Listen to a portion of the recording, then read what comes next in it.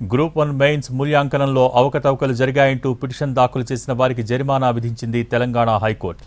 తప్పుడు ప్రమాణ పత్రాలతో తప్పుదోవ పట్టించారని ఆగ్రహం వ్యక్తం చేసింది. పిటిషనర్స్కు 20,000 రూపాయల ఫైన్ విధించింది.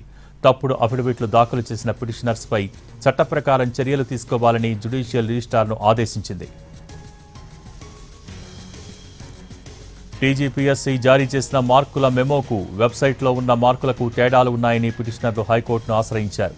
రీవాల్యుయేషన్ చేపట్టి మార్కులను టీజీపీఎస్సీ పారదర్శకంగా వెల్లడించాలని ఈ పిటిషన్లో ప్రస్తావించారు.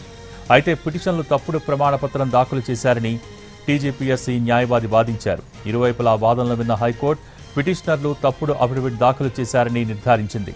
పిటిషనర్స్పై చర్యలకు ఆదేశించింది.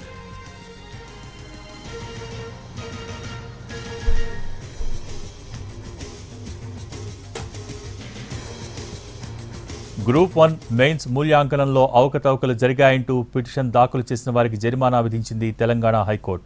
తప్పుడు ప్రమాణ పత్రాలతో తప్పుదోవ పట్టించారని ఆగ్రహం వ్యక్తం చేసింది. పిటిషనర్స్కు 20,000 రూపాయల ఫైన్ విధించింది. తప్పుడు అఫిడవిట్లు దాఖలు చేసిన పిటిషనర్స్పై చట్ట ప్రకారం చర్యలు తీసుకోవాలని జ్యుడిషియల్ రిజిస్ట్రార్ను ఆదేశించింది.